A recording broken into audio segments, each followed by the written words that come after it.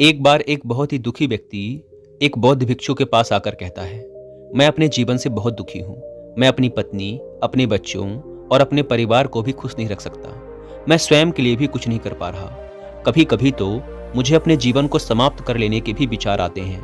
आप इतने ज्ञानी हैं, इतनी साधनाएं करते हैं, क्या आप मुझे कोई ऐसा रास्ता बता सकते हैं जिस पर चलकर मैं अपने बुरे हालातों से बाहर आ सकूं? मेरा बहुत बुरा समय चल रहा है। 2 वक्त के खाने का इंतजाम करना भी मेरे लिए मुश्किल होता जा रहा है। अब आप ही बताइए कि इतने कठिन समय में मैं आखिर जिंदा रहूं भी तो किस उम्मीद में रहूं? कैसे अपने परिवार को खुश रखूं? आपसे विनती है कि कोई साधारण सा तरीका बताने की कृपा करें ताकि मैं आसानी से समझ सकूं, क्योंकि मैं बहुत पढ़ा लिखा, बुद्धिमान और ज्ञानी नहीं हूं। अगर आप बड़ी बड़ी ज्ञान की बातें करेंगे तो शायद मैं कभी उन्हें समझ भी नहीं पाऊंगा। ये सुनकर बौद्ध भिक्षु ने मुस्कुराते हुए कहा, तुम एक काम कर सकते हो। फिर बौद्ध भिक्षु ने सामने की ओर इशारा करते हुए कहा कि उस ऊंची पहाड़ी पर एक बौद्ध मठ है और उस मठ के पास चींटियों का एक घर है जहां पर लाखों चींटियां रहती हैं। तुम्हें सुनने में बड़ा अजीब लगेगा, लेकिन वो चींटियां उस मठ की जमीन को बहुत खराब कर देती हैं। आसपास के मिट्टी की उपजाऊ क्षमता को खत्म कर देती हैं, जिस वजह से वहां आसपास कोई भी पेड़ या घास पनप नहीं पाते हैं। तुम पहले मेरा एक काम करो, उसके बाद मैं तुम्हें तुम्हारे सारे सवालों का जवाब दूंगा। तुम अगले 7 दिनों तक रोज उस पहाड़ी पर जाओ और उन चींटियों के घर को तहस नहस कर दो, उसे तोड़ दो। जब भी तुम्हें मठ के आसपास चींटियों का कोई घर दिखे तो उसे उसी समय तहस नहस कर दो। लेकिन याद रहे, घर को तोड़ने के दौरान कोई भी चींटी मरनी नहीं चाहिए। बौद्ध भिक्षु की इन बातों को समझने का प्रयास करते हुए वह आदमी वहां से चला गया। शायद उसे कुछ समझ नहीं आ रहा था कि बौद्ध भिक्षु उससे ऐसा क्यों करवा रहे हैं। वो मन ही मन सोचता जा रहा था कि बौद्ध भिक्षु तो उन चींटियों पर अन्याय कर रहे हैं, उनका घर तोड़वा रहे हैं, उनका नुकसान करवा रहे हैं। आखिर कौन महात्मा ऐसा तुच्छ कार्य करेगा? लेकिन फिर भी वह बौद्ध भिक्षु की बातों को मानते हुए अगले दिन से ही पहाड़ी पर जाना शुरू कर देता है। जब वह पहले दिन पहाड़ी पर पहुंचा तो उसने देखा कि बहुत सारी चींटियां अपना भोजन जुटाने में लगी हुई हैं। सारी चींटियां एक कतार से चल रही हैं और अनाज के छोटे छोटे कण उठाकर अपने घर में इकट्ठा करती जा रही हैं। यह देखकर पहले तो उस व्यक्ति का मन कमजोर पड़ गया। उसने सोचा कि ये इतना कड़ा परिश्रम करके अपने लिए घर में भोजन इकट्ठा कर रही हैं और अगर मैं इनके घर को तबाह कर दूंगा तो इन्हें कितना बुरा लगेगा। लेकिन फिर उसने बौद्ध भिक्षु की बातों को याद करते हुए चींटियों के घर को तोड़ना शुरू कर दिया। जल्द ही चींटियों में हाहाकार मच गया। वो जान बचाकर इधर उधर भागने लगी। अभी तक जो एक कतार से चल रही थी वो बिखर गई और इधर उधर भागने लगी। थोड़ी देर में घर टूट गया और सारी चींटियां अपनी जान बचाने के लिए इधर उधर जाकर छुप चुकी थी। ये करने के बाद वो व्यक्ति बड़े दुखी मन से वापस अपने घर लौट आया। उसका मन अशांत था, दुखी था और पश्चाताप से भरा हुआ था। फिर उसने रात में अपने बिस्तर पर लेटे लेटे ही सोचा कि अब तो उन चींटियों का घर बर्बाद हो चुका है, अब वहां वापस जाने से क्या फायदा होगा। महात्मा जी ने मुझे चींटियों का घर तहस नहस करने के लिए कहा था, जो कि मैं कर चुका हूँ। लेकिन फिर कुछ सोचकर उसने अगले दिन वापस पहाड़ी पर जाने का निश्चय किया और सुबह होते ही वह उसी पहाड़ी पर पहुंच जाता है। पहाड़ी पर पहुंचते ही वह उसी जगह पर जाता है जहां एक दिन पहले उसने चींटियों के घर को बर्बाद किया था। लेकिन वह यह देखकर चौंक जाता है कि चींटियों ने फिर से अपना घर उसी जगह पर बना लिया था और अब वो फिर से अपने घर के लिए सामान इकट्ठा करने के काम में लगी हुई थी। यह देखकर उस व्यक्ति ने मन ही मन सोचा कि यह चींटियां कितनी मूर्ख हैं। कल ही इनका घर इसी जगह पर बर्बाद किया गया था और उन्होंने उसी जगह पर फिर अपना नया घर बना लिया। यह सोचकर वह आदमी हंसने लगा। लेकिन फिर से महात्मा की बातों को याद करते हुए उसने दोबारा उन चींटियों के घर को तबाह करना शुरू कर दिया। फिर से उन चींटियों के झुंड में हाहाकार मच गया और वो सभी जान बचाकर इधर उधर भागने लगी। देखते ही देखते उनका घर फिर से बर्बाद हो चुका था और वह व्यक्ति थोड़ा संतोष के भाव से कि इस बार तो मैंने अच्छे से इनके घर को तबाह कर दिया है, अब तो ये चींटियां यहाँ अपना घर बना ही नहीं पाएंगी। इसीलिए जाने से पहले उसने उस घर पर ठंडा पानी भी डाल दिया ताकि चींटियां उस जगह अपना घर ना बना सकें। और इस तरह अपना कार्य पूरा करके वह व्यक्ति वापस अपने घर आ गया। आज रात बिस्तर में लेटे लेटे वह व्यक्ति फिर से यही सोच रहा था कि क्या महात्मा ये सही काम करवा रहे हैं? क्या किसी का घर बर्बाद करवाना किसी सिद्ध पुरुष को शोभा देता है? और क्या होगा अगर वो महात्मा कोई सिद्ध पुरुष ही ना हो? कहीं वो मुझे मूर्ख तो नहीं बना रहे? लेकिन फिर उसने निश्चय किया कि पहले मैं अपने काम को पूरा कर लेता हूँ, उसके बाद ही पता चलेगा कि वो महात्मा मुझसे ऐसा क्यों करवा रहे थे। और वो कोई सिद्ध पुरुष है भी या नहीं। और यही सोचकर वो व्यक्ति रात में सो जाता है। अगले दिन सुबह उठकर वह व्यक्ति फिर उसी पहाड़ी की तरफ चला जाता है। पहाड़ी पर पहुंचकर वह उसी जगह पर जाता है जहां पर उसने चींटियों के घर को तोड़कर उस पर ठंडा पानी डाल दिया था। और वह यह देखकर खुश हो जाता है कि वहां पर कोई भी घर नहीं था, सारी चींटियां वहां से भाग चुकी थी। तो उसने सोचा कि अब मेरा रोज रोज आने का क्या मतलब, क्योंकि चींटियां तो अब इस स्थान को छोड़कर जा चुकी हैं। लेकिन बौद्ध भिक्षु ने मुझे 7 दिनों तक रोज आने के लिए कहा था और आज तो बस तीसरा ही दिन है, तो बाकी के 4 दिनों तक यहाँ आने से क्या फायदा होगा। यही सोचकर उसने निर्णय लिया कि यहाँ से वह सीधा उन्हीं बौद्ध भिक्षु के पास जाएगा और वहां पहुंचकर उन्हें सारी कहानी बता देगा। जब वह वापस मुड़कर उस पहाड़ी से उन बौद्ध भिक्षु की कुटिया की तरफ जाने लगा, तभी अचानक उसकी नज़र एक और घर पर पड़ी जो कि चींटियों का ही बनाया हुआ था। मतलब कि उस घर को उन्हीं चींटियों ने ही बनाया था और अब वह चींटियां नए घर में वास कर चुकी थी।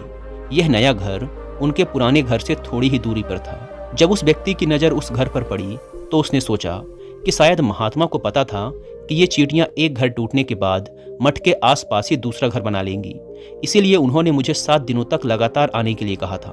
और यह सोचकर वह उन चींटियों का नया घर तोड़ने पहुंच जाता है। जब वह वहां पहुंचा तो चींटियां उसी तरह अपने काम में लगी हुई थी। वो अपने लिए खाना इकट्ठा कर रही थी और अपने नए घर में जमा कर रही थी। जब पुराना घर टूटा था वहां भी अनाज के कण बचे हुए थे, तो वह चींटियां वहां से भी अनाज के कण इकट्ठा करके अपने नए घर में ला रही थी। अब यहाँ ये सब देखकर उस व्यक्ति का मन थोड़ा कमजोर पड़ गया, क्योंकि वह खुद भी कमजोर था, खुद भी समय का मारा हुआ था। इसीलिए उसके मन में उन चींटियों के प्रति दया का भाव जन्म ले रहा था। उनके ऊपर उसे दया आ रही थी।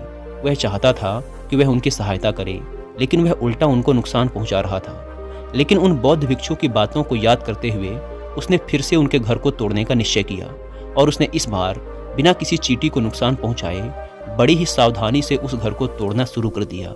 समय थोड़ा ज़्यादा लगा, क्योंकि किसी भी चींटी को नुकसान ना पहुंचाने की शर्त बौद्ध भिक्षु ने पहले ही रख दी थी।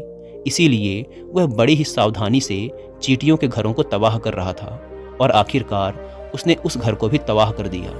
उस घर को तबाह करने के बाद वो बड़े ही दुखी मन से घर की तरफ चल पड़ा। इस बार वो पहले से भी ज़्यादा दुखी था, क्योंकि उसने उनका दूसरा नया घर भी तोड़ दिया था। वह चींटियों को कहीं भी बसने ही नहीं दे रहा था और अब वो अपने आप को शैतान और दानव समझने लगा था। आत्मग्लानि भरे विचारों में डूबा हुआ वह बड़े ही दुखी मन से घर वापस आ गया। रात में सोने से पहले एक बार उसने फिर से सोचा कि मैं कितना बड़ा पापी हूँ, कितना बड़ा राक्षस हूँ। पुराना घर तो छोड़ो, मैं उन चींटियों को बसने के लिए कहीं कोई जगह ही नहीं दे रहा हूँ। वो चींटियाँ भला मेरे बारे में क्या सोचती होंगी कि वो कितना बड़ा दानव होगा जो हमारा घर तोड़ रहा है।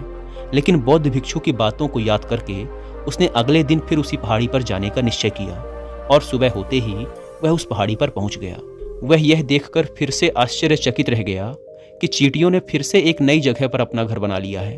वो तो पहले से भी ज़्यादा ऊर्जा के साथ कार्य कर रही थी और उन्होंने सिर्फ एक रात में पहले से भी बड़ा घर बना लिया था और अब वो फिर से अपने लिए अनाज और खाना इकट्ठा करने में लगी हुई थी। यह देखकर उस व्यक्ति ने सोचा कि ये चींटियां किस मिट्टी की बनी हुई हैं। मैं इन्हें बार बार यहाँ से भगाने की कोशिश कर रहा हूँ, लेकिन ये बार बार यहीं पर ही अपना घर बना लेती हैं। क्या इनको पता नहीं है कि मैं इन्हें कभी भी यहाँ बसने नहीं दूंगा? ये चींटी है, आकार में इतनी छोटी है, लेकिन ये फिर भी मुझसे हार नहीं मान रही। बड़े आश्चर्य की बात है। और इस बार उसने क्रोध में आकर उस घर को तहस नहस करना शुरू कर दिया। लेकिन इस बार तहस नहस करते समय कुछ चींटियां वहीं पर मर गई, उसके पैरों तले कुचल दी गई। घर को बर्बाद करने के बाद जब वह अपने अहंकार और गुस्से से बाहर आया तो उसने देखा कि गुस्से में उसने चींटियों को कितना ज़्यादा नुकसान पहुंचा दिया है। यह देख उसका मन आत्मग्लानि और पश्चाताप से भर गया और वह रोता हुआ अपने घर की तरफ चल पड़ा। रात में सोते समय उसने सोचा कि मैं उन चींटियों पर कुछ ज़्यादा ही अत्याचार कर रहा हूँ, अब इससे ज़्यादा अत्याचार मैं नहीं कर पाऊंगा। और यही सोचकर वह अगले दिन उन चींटियों के लिए अपने घर से कुछ आटा लेकर उसी पहाड़ी पर पहुंच जाता है। आज उसके मन में उन चींटियों के प्रति करुणा का भाव था, दया का भाव था। आज वह उनकी मदद करना चाहता था। और जब वह उस स्थान पर पहुंचा तो देखा कि चींटियां फिर से अपने नए घर को बनाने में जुटी हुई थी। उसने बड़े ही दया भाव के साथ उन चींटियों को अपने घर से लाया हुआ आटा खिलाया। अगले 7 दिन पूरा होने तक वो व्यक्ति ऐसा ही करता रहा। वह रोज सुबह उस पहाड़ी पर जाता और उन चींटियों को अपने हाथों से आटा खिलाता। 7 दिन पूरे होने के बाद वह व्यक्ति उन बौद्ध भिक्षु के पास जाकर हाथ जोड़कर कहता है कि हे महात्मा जी, मुझे माफ़ कर देना। मैंने उन चींटियों का घर तबाह करने की बहुत कोशिश की। मैंने उनका घर तोड़ा भी, 1 बार नहीं 4 बार मैंने उनका घर तबाह किया, लेकिन उसके बाद मैं हिम्मत नहीं कर पाया, उनके घर को नहीं तोड़ पाया। मैं जानता हूँ कि मैंने आपका कार्य पूरा नहीं किया और इस वजह से आप मुझे वो तरीका भी नहीं बताएंगे जो मुझे मेरे बुरे समय से बाहर निकाल सकता था। लेकिन मुझे इसका कोई दुख नहीं है, क्योंकि मुझे लगता है कि मैंने जो किया एकदम सही किया। इसीलिए मैं आपसे आज्ञा लेकर वापस जा रहा हूँ। कृपया मुझे अपने घर जाने की आज्ञा दीजिए। उस व्यक्ति की ये बातें सुनकर बौद्ध भिक्षु ने मुस्कुराते हुए कहा कि ठहरो, कहाँ जा रहे हो? जलपान तो करते जाओ। और यह कहकर बौद्ध भिक्षु उस व्यक्ति के लिए पानी और थोड़ा खाने के लिए लेकर आते हैं। जलपान कराने के बाद बौद्ध भिक्षु उस व्यक्ति से पूछते हैं कि तुम मुझे बताओ, आखिर तुम उन चींटियों का घर तबाह क्यों नहीं कर सके? वो चींटियां तो छोटी थी और तुम उनके सामने इतने विशालकाय थे, फिर भी तुम उन छोटी छोटी चींटियों का घर तबाह नहीं कर पाए। कहाँ है तुम्हारी शक्ति? कहाँ है तुम्हारा बाहुबल? इस प्रश्न का उत्तर देते हुए उस व्यक्ति ने कहा कि हे महात्मा, मैंने उन चींटियों का घर तबाह कर दिया था, बार बार किया था। 1 बार तो क्रोध में आकर मैंने उन चींटियों को भी चोट पहुंचा दी थी, लेकिन जिस दिन मैंने उनको चोट पहुंचाई उसी दिन मुझे लगा कि आखिर मैं इन बेजुबानों को क्यों नुकसान पहुंचा रहा हूं, क्यों इतनी क्षति पहुंचा रहा हूं। और उसी दिन से मैंने उनको नुकसान पहुंचाने की बजाय उनकी मदद करनी शुरू कर दी। यह सुनकर उन बौद्ध भिक्षु ने कहा कि यही तो सीखने की बात है। एक छोटी सी चींटी हमें जीवन का बहुत बड़ा संदेश दे जाती है। मैंने तुम्हें उन चींटियों का घर तबाह करने के लिए नहीं भेजा था, मैंने तुम्हें भेजा था ताकि तुम उन चींटियों से कुछ सीख ले सको। तुम्हें उन चींटियों से क्या सीखने को मिला? क्या तुम मुझे बता सकते हो? ये सुनकर उस व्यक्ति ने पूरी घटना बौद्ध भिक्षु को सुना दी। पूरी घटना को ध्यान से सुनने के बाद बौद्ध भिक्षु ने मुस्कुराते हुए कहा कि पहली सीख जो तुम उन चींटियों से ले सकते थे वो ये है कि कितनी ही बार तुमने उनके घर को तोड़ने की कोशिश की, कितनी ही बार प्रयास किया कि उनके घर तबाह हो जाएं, लेकिन वो हर बार अपना नया घर बना लेती थी। उन्होंने कभी भी हार नहीं मानी।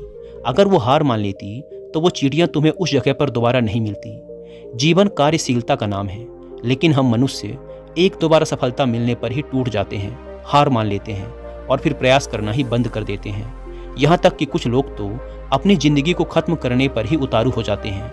लेकिन जानवरों में तुमने एक बात देखी होगी कि वो अपना जीवन खुद से कभी खत्म कर ही नहीं सकते। तुमने कभी नहीं सुना होगा कि किसी जानवर ने आत्महत्या कर ली, चाहे वो जानवर कितना भी भूखा क्यों ना हो, कितना ही दुखी क्यों ना हो, लेकिन वो अपने जीवन के लिए हमेशा संघर्ष करता रहता है।